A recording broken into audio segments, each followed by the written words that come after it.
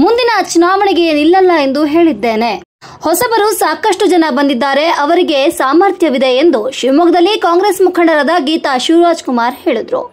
ಇನ್ನು ಬಂಜಾರಹಾಲ್ನಲ್ಲಿ ನಡೆದ ಪದಗ್ರಹಣ ಕಾರ್ಯಕ್ರಮದಲ್ಲಿ ಭಾಗವಹಿಸಿ ಮಾತನಾಡಿದ ಅವರು, 2 ಸಾರಿ ನಿಂತಿದ್ದೇನೆ ಸಾಕು, ಅವರೆಲ್ಲ ನಿಲ್ಲೋ ಟೈಮ್ ಬಂದಿದೆ. ಪಕ್ಷದವರು ಕರೆದ್ರೆ ರಾಜ್ಯಾದ್ಯಂತ ಪಕ್ಷಕ್ಕಾಗಿ ಓಡಾಟ ಮಾಡ್ತೇನೆ, ಸಮಯ ಮಾಡಿಕೊಂಡು ಪಕ್ಷ ಸಂಘಟನೆಗೆ ಓಡಾಡ್ತೇನೆ.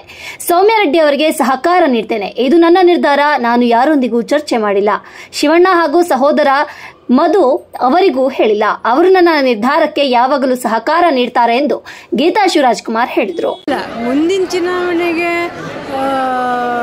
ನಾನು ಯಾಕೆ ನಿಲ್ಬಾರ್ದು ಅಂದರೆ ಜರ ಯಂಗರ್ ಗರ್ಲ್ಸ್ ಆರ್ ಚಿಕ್ಕ ಮಕ್ಕಳಿದ್ದಾರೆ, ಅವರೆಲ್ಲ ಹೆಣ್ಮಕ್ಳೆಲ್ಲ ದೇ ಲುಕ್ ವೆರಿ ಸ್ಟ್ರಾಂಗ್.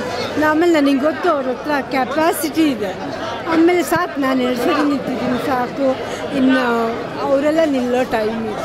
ಬೇರೆ ಯಾರು ನಿಂತ್ರೂ ಅಷ್ಟೇ.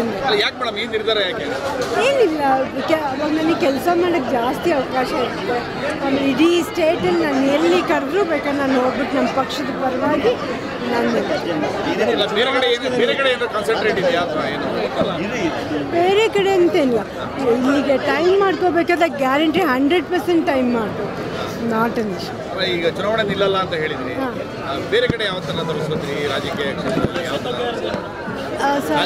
ಕ್ಷೇತ್ರದಲ್ಲಿ ಯಾವ ಥರ ತೊಡಗಿಸ್ಕೊತೀರಿ? ಮುಂದಿನ ಕಾರ್ಯಕ್ಷೇತ್ರ ಕೆಲಸ ಅದು ರೆಗ್ಯುಲರ್ ಆಗಿ ನಮ್ಮದು ಪಕ್ಷ ಸಂಘಟನೆಯಲ್ಲಿ ನಾನು ಇರ್ತೀನಿ ಅಷ್ಟೇ. ಸೌಮ್ಯ ಅವ್ರು ಇರ್ಬೋದು, ಅವ್ರ ಜೊತೆಗೆಲ್ಲ ಯಾವಾಗ ಕರೆದ್ರೆ ನಾನು ಹೋಗ್ಬಿಟ್ಟು ಬರ್ತೀನಿ. ಏನೇ ಒಳ್ಳೆ ಕೆಲಸ ಇಲ್ಲ ಜೊತೆ ನಾನು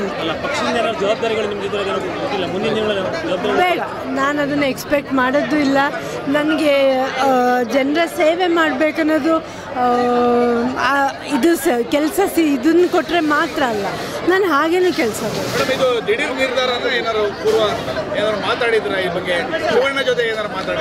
ಇಲ್ಲ. ನಾನು ಯಾರ ಹತ್ರನೂ ಮಾತಾಡಲೇ, ಇದು ನಂದು ಇಲ್ಲ. ಶಿವಣ್ಣ ಏನಾದ್ರು ಮೇಡಮ್ ಈ ನಿರ್ಧಾರಕ್ಕೆ ಏನಾದ್ರು ಹೇಳಿಲ್ಲ? ನಿಮ್ಮ ಬ್ರದರ್ ಮಧು ಬಂಗಾರಪ್ಪ ಇಲ್ಲ, ಅವರಿಬ್ರು ಕೇಳಿಲ್ಲ. ಯಾಕಂದ್ರೆ ನಾನು ಅವರಿಬ್ರಿಗೂ ಹೇಳಿಲ್ಲ. ಇನ್ನು ನಾನು ಹಿಂಗೆ ಹೇಳಿದ್ದೀನಿ, ಅವ್ರೇನಿಲ್ಲ. ಮಧು ಆಗಲಿ ಶಿವರಾಜ್ಕುಮಾರ್ ಅವರಾಗಲಿ ನಾನು ಏನೇ ಮಾಡಬೇಕಂದ್ರೂ ಅದಕ್ಕೆ ಬೇಡ ಅಂತೀನಿ. ಅದು ನನ್ನ ಜೊತೆಗೆ ಸದಾ ಇರ್ತದೆ.